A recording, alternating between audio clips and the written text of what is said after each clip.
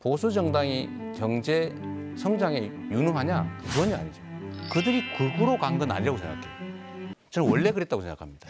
근데 이번에 본색이 드러난 거죠. 지금 대통령실이 용산에 있습니다. 일단 용산을 쓰면서 다음 단계로는 청와대를 신속하게 좀 보수해서 집권 초기부터 세종에도 집무실을 반드시 두는 게 맞겠다 하고요. 훌륭한 생각이신 것 같아요. 다시 한번 개헌에 대한 얘기를 우리가 우선은 제가 대통령이 되지를 못했기 때문에 이런 약속을 지킬 수 없는 상황이었다는 말씀을 먼저 드리고 싶습니다. 좀 공감하기 어렵습니다. 지금 대한민국은 경제 난국입니다. 중소기업, 자영업자들 눈물과 한숨마저 말라버렸습니다. IMF 위기 때 김대중 대통령의 눈물을 기억합니다. 트럼프발 관세 폭탄까지 겹쳤습니다.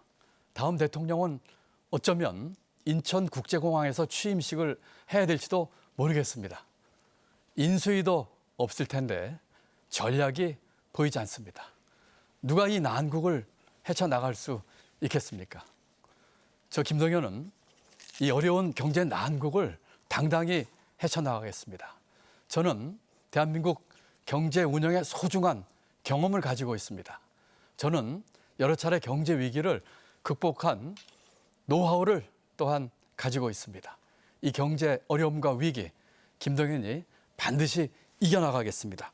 국민 마음을 하나로 모아서 반드시 경제 위기를 극복하겠습니다. 당당한 경제 대통령이 되겠습니다. 감사합니다. 네, 5초 정도 오버하셨습니다. 이어서 김경수 후보 시간입니다. 국민 여러분, 여러분의 힘으로 윤석열을 파면했습니다. 그러나 윤석열의 파면은 끝이 아니라 새로운 시작입니다. 내란을 완전히 종식시키고 대한민국을 대전환해야 하는 험난한 길의 시작입니다. 압도적인 정권 교체가 필요합니다. 그 힘으로 사회 대개혁을 추진해야 합니다. 새로운 성장 방식이 필요합니다. 수도권에 집중된 성장축을 다양화해야 합니다. 5대 권역별 메가시티를 통해서 새로운 성장축을 만들겠습니다. AI와 디지털 전환, 기후경제와 녹색산업, 인재공화국을 5대 메가시티와 연결해서 혁신성장을 이끌겠습니다. 품격 있는 선진국을 만들기 위해 절대 빈곤이 없는 나라를 만들겠습니다. 겸손한 권력으로 강한 나라를 만들겠습니다. 고맙습니다. 네, 마지막으로 이재명 후보의 출마 의견 듣겠습니다. 존경하는 국민 여러분, 그리고 더불어민주당 당원 동지 여러분, 더불어민주당 예비후보 기호 1번 이재명입니다. 지금 대한민국이 너무 어렵습니다. 그리고 위기입니다. 더군다나 친위 군사 쿠데타를 기도한 윤석열 정권에 의해서 대한민국의 국제 신인도도 떨어지고 경제 상황도 매우 어렵습니다. 그러나 우리 국민들은 빛의 혁명을 통해서 이 난국을 이겨내 가고 있습니다. 국민 여러분 덕분에 국회가 계엄 해제를 의결했고 결국 탄핵에 이르게 됐습니다. 우리 국민들은 위대한 위기 극복의 DNA를 가지고 있습니다. 코리아 이니셔티브, 국민의 힘으로 우리가 반드시 이겨내고 새로운 희망의 길을 만들어 나갈 것입니다. 그 곁에 저 이재명이 있겠습니다. 신화가 있죠. 경제는 보수당이, 복지는 진보적인, 개혁적인 민주당이, 이런 오해들이 있습니다. 저는 이게 사실이 아니라고 생각해요. 경제와 복지, 성장과 분배는 사실 동전의 양면입니다. 성장 없는 분배가 있을 수 없죠. 분배 없는 성장 불가능합니다. 그런데 왜 지금까지 이 민주당은 복지 또는 뭐 분배로 이미지 지어졌냐? 사실 이 동전의 양면 같은 이 두 가지를 동시에 추진을 해야 되는데 사실 이 보수 정당들은 이걸 다 도외시한 거죠. 오로지 성장, 오로지 기득권.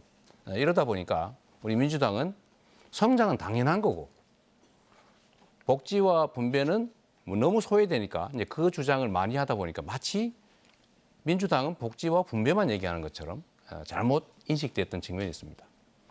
보수 정당이 경제 성장에 유능하냐? 전혀 아니죠. 이 신화를 한번 깨릴 필요가 있다는 생각이 듭니다. 제가 한번 그 김경수 후보님한테 이 말씀을 드리고 싶은데요. 민주당의 정체성을 가지고 잠깐 논쟁이 있었잖아요. 저는 민주당이 실제로 중도 정당이라고 생각하고요. 원래는 중도에서 약간 진보 쪽에 가깝죠. 그렇습니다. 근데 지금은 사실은 너무 경제 상황도 어렵고 보수 진영이 보수의 역할을 완전히 팽개쳐 버렸기 때문에 우리 민주당이 저는 보수적 영역도 책임을 일부 져야 된다고 생각합니다. 그래서 지금은 중도 개혁이라고 할 수 있을지 몰라도 진보라고 하기는 어려운 것 같아요. 좀 어떻게 생각하십니까? 우리 민주당은 역사적으로 김대중 노무현 대통령 이래로 진보적 가치에 뿌리를 둔 서민과 중산층의 정당 이렇게 얘기를 해왔죠. 네. 그래서 이 부분은 지금은 말씀 주신 대로 보수 정당이 워낙에 보수 정당으로서의 역할을 내팽개치고 극우로 가버렸잖아요. 네. 그러면은 우리 민주당이 책임져야 될 그런 역할이 보수 정당이 내버려둔 네. 그런 부분까지 책임져야 되기 때문에 진보적 가치에 뿌리를 둔 중도 정당으로서 중도 보수의 네. 보수까지도 아울러가는 그런 정당이 돼야 된다라고 생각합니다. 그런 점에서 진보 보수 그 논쟁이 중요한 게 아니라 지금 한국 경제, 한국 사회의 문제가 뭔지 그 문제를 해결하기 위한 해법이 무엇인지를 함께 논의하고 찾는 것이 훨씬 더 중요하다 이렇게 생각합니다. 네, 전적으로 공감합니다. 이게 국민에게 국가에게 필요한 일들을 하는 거죠. 그게 진보 쪽이든 보수 쪽이든 누구의 아이디어든지 그게 무슨 저작권이 있는 것도 아니고 그건 의미 없는 거라고 생각하는데요. 대신에 이런 건 있는 것 같습니다. 그들이 극으로 간 건 아니라고 생각해요. 저는 원래 그랬다고 생각합니다. 근데 이번에 본색이 드러난 거죠. 우리 그 김동연 후보님, 제가 이거 한번 이것도 약간의 우리 논쟁점이 있는 것 같아서요. 저는 우선 제가 먼저 말씀을 좀 네네. 드릴게요. 사실 보수냐 진보냐는 상대적인 것이고요. 또 시기에 따라 또 다를 수 있습니다. 똑같은 자리에 서 있는데 내가 보니까 전에는 보수였는데 지금 진보 쪽에 와 있네 이럴 수 있죠. 객관적 상황이 변하면 다를 수 있죠. 우리 김동연 후보님은 지금 상황에서 지금 시기에 민주당의 정확한 정체성은 어떤 것이어야 된다. 특히 교과서적으로 좀 접근해 본다면 어떻습니까? 저는 지금 성장과 분배에 대한 이야기는 20년 전 얘기라는 생각을 하고 있습니다. 제가 노무현 정부 때 비전 2030이라는 보고서를 만들면서 성장과 분배가 같이 가야 되는 동반 성장을 주장했고 그것은 질 높은 성장을 의미합니다. 지금의 민주당의 정체성은 우리가 원래 갖고 있는 공정, 평등 또는 사람 사는 세상 이런 가치가 본질이지요. 지금 우리 의원님 말씀하신 실용적인 여러 가지들은 우리가 이제 그 방법이나 또는 이 시장에서 생기는 실패를 시정하기 위한 방법으로서는 충분히 우리가 고려하고 또 채용할 수 있다고 하지만 기본적인 우리 제대로 된 진보의 가치는 변함이 없다고 생각을 합니다. 운영의 시스템을 어떻게 하느냐 하는 문제입니다. 그중에 한 가지 과제가 행정 수도의 문제입니다. 행정 수도 이전은 제가 지난 2월 18일 처음으로 문제 제기를 한 이후에 여기 계신 두 후보님께서도 고맙게도 두 분의 공약으로 채택해 주셨습니다. 그래서 이 자리를 빌어서 감사하다고 말씀을 드리겠습니다. 먼저 이재명 후보님께 질문을 드리겠습니다. 이번 대선은 조기 대선으로 치러지지 않습니까? 조기 대선으로 치러지면 선거가 끝나면 바로 그 다음 날부터 대통령 직무를 시작해야 되는데 지금 대통령실이 용산에 있습니다. 용산 대통령실은 여러 가지 문제가 있다는 건 잘 알고 계실 겁니다. 우선 제일 중요한 게 이 안보상의 문제입니다. 대통령과 국방부 장관, 합참의장, 전시의 핵심 지휘부가 한 곳에 몰려 있는 이런 나라가 유례를 찾기가 어렵습니다. 유사시의 소위 1점 타격이라고 이 용산만 문제가 생기면 전시의 핵심 지휘부가 다 없어지는 거 아니겠습니까? 옆에 있는 미군 기지 때문에 보안상의 문제도 있습니다. 그래서 용산 대통령실은 도저히 대통령실로 쓸 수 없는 곳이라 단 하루도 써서는 안 된다라고 생각하는데 혹시 대통령으로 만일 당선이 되신다면 대선 이후에 네. 대통령 직무를 어디서 시작하실 것인지 검토해 보신 적이 있는지 네. 의견을 주십시오. 저희로서도 상당히 고민이기도 합니다. 말씀하신 것처럼 보안 문제가 매우 심각하기 때문에 뭔가 대책이 있어야 되는 건 분명합니다.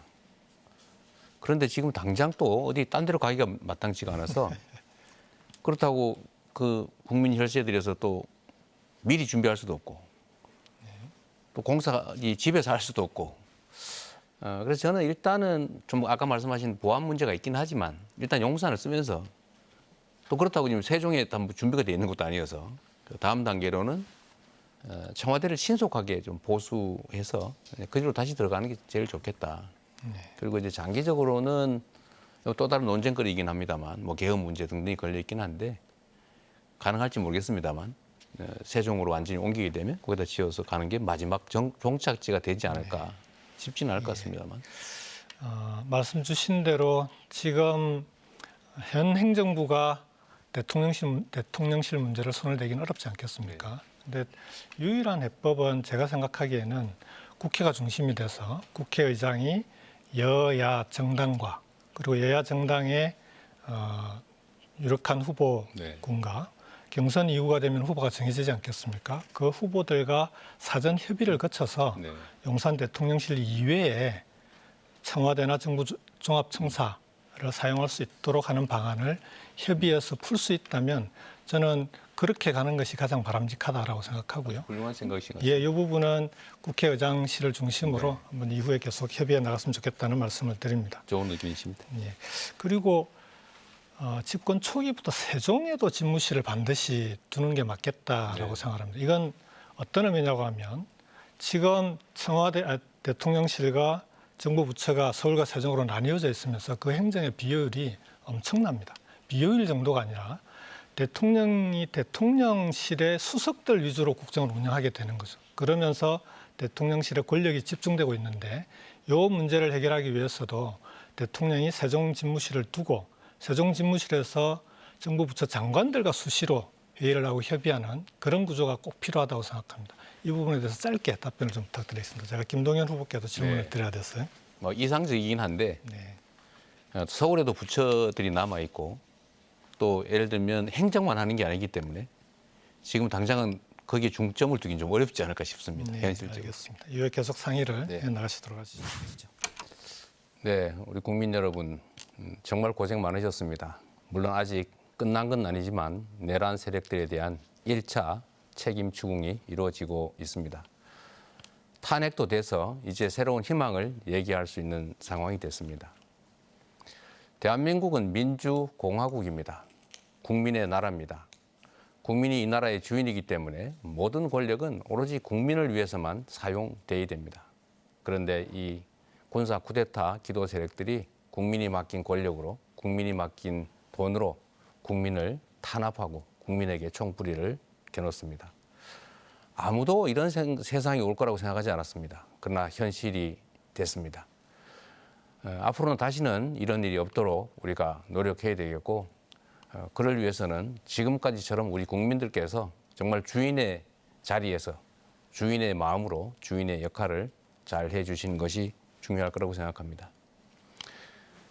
제가 김동연 후보님한테 먼저 좀 여쭤보겠습니다.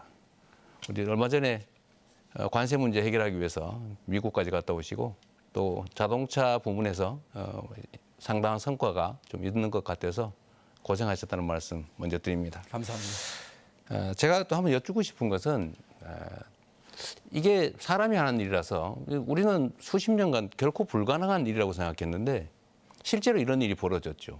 전 세계가 놀랐고 저희도 황당무계했습니다만 다시는 이런 일이 생기면 안 되지 않습니까?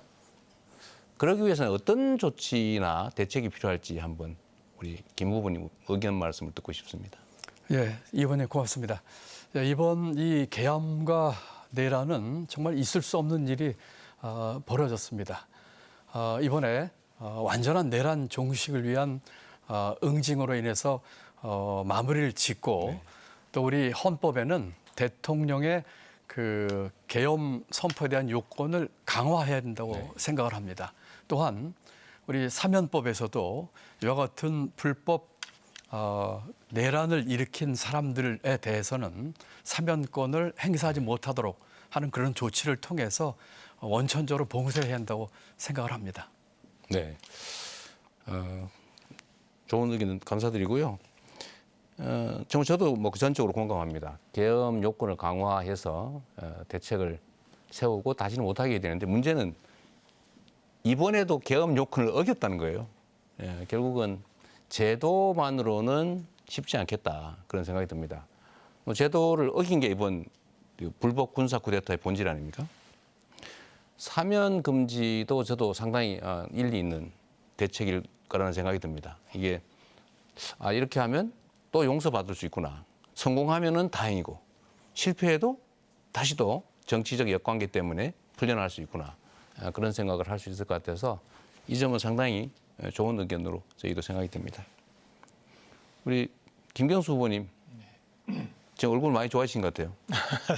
예, 많이 어쨌든 이 회복됐습니다. 내란 사태의 와중에서 가장 먼저 어쨌든 결연한 의지를 한번 보여주셨는데 건강은 괜찮으신지 모르겠어요. 예, 많이 회복됐습니다. 빨리 회복되시기 걱정해 바랍니다. 주셔서 고맙습니다.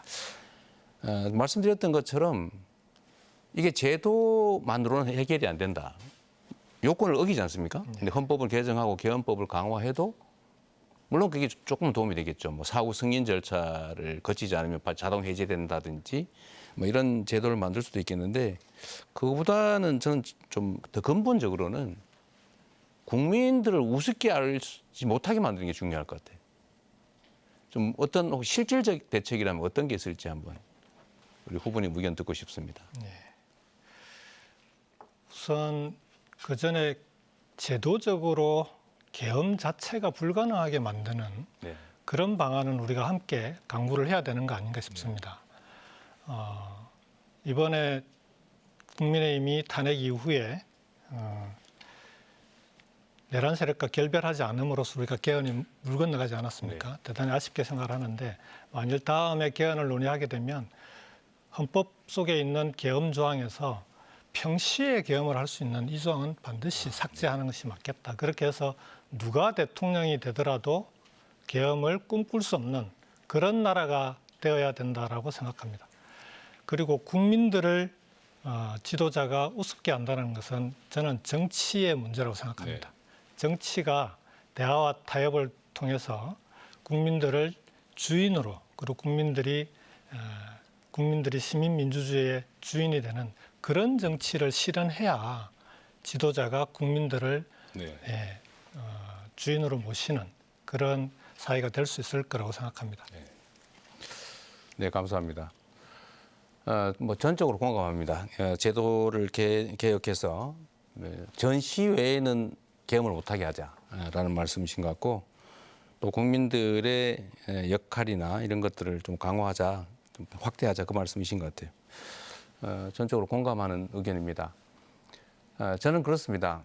앞으로도 이런 일이 벌어지지 말란 법이 없는데 저는 이번에 우리 시민단체를 포함한 우리 국민들께서 직접 민주주의에 대한 요구를 많이 하고 계십니다. 우리 국민들이 정치에 또 국정에 일상적으로 참여할 수 있는 길을 많이 열어두고 우리 국민들이 이 나라의 주권자로서 언제나 위엄을 가지고 정치권들을 함부로 행동하지 못하게 하는 것이 가장 중요하지 않을까 그런 생각이 들었습니다. 고맙습니다. 이재명 후보님께 먼저 질문을 드리겠습니다.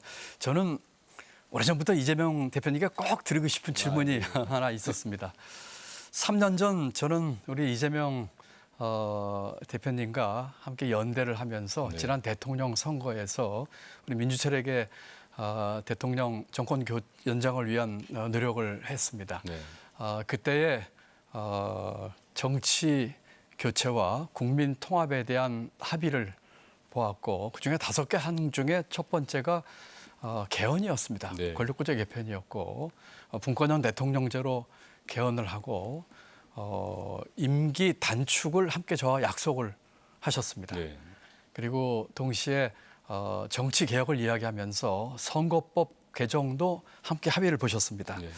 그 이후에 많은 기대를 하고 있었는데 대표로서 2번 연임하시면서도 그렇고 이와 같은 노력이 저는 보이지 않았지 않았나는 생각이 들어서 왜 그러셨는지, 그리고 지금 다시 제7공화국으로 가는 이 길목에서 다시 한번 개헌에 대한 얘기를 우리가 빠르게 처리함으로써 7공화로 가야 되겠고, 그러자면은 총선과 임기를 맞추기 위한 임기 단축도 저는 필요하다는 주장을 했는데, 지금 이 시간에는 우리 이 대표님 생각은 어떠신지 의지를 보여줬으면 좋겠습니다.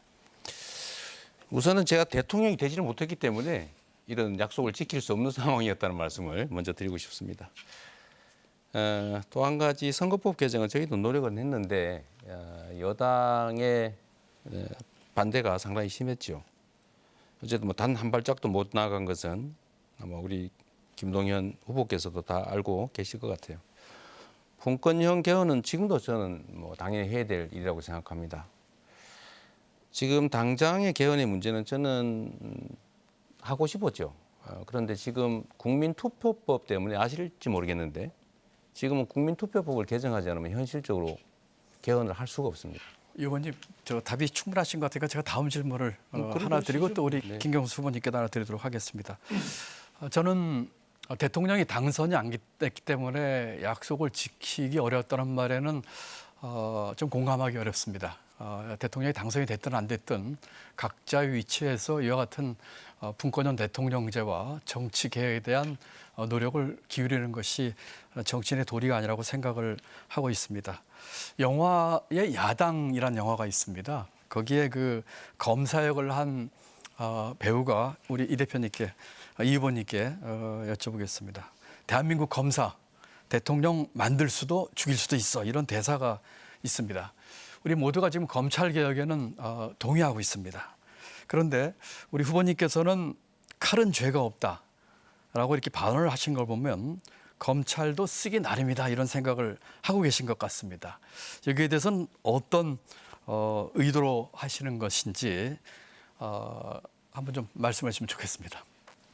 제가 드린 말씀의 취지는 제도라고 하는 것이 언제나 완벽하지 않다.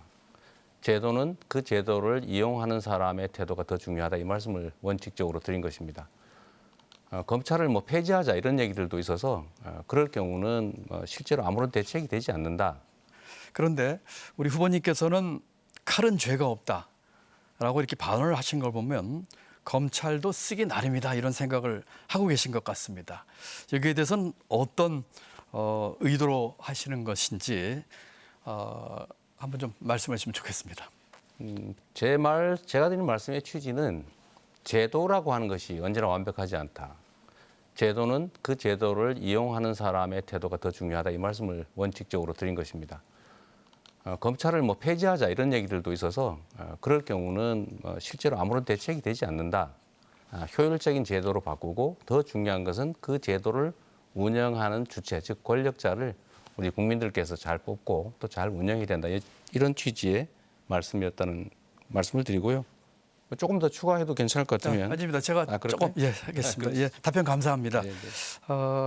이 권력기관의 기득권은 정권의 그 활용 수단이 아니기 때문에 필요한 개혁을 확실하게 해야 한다고 생각합니다.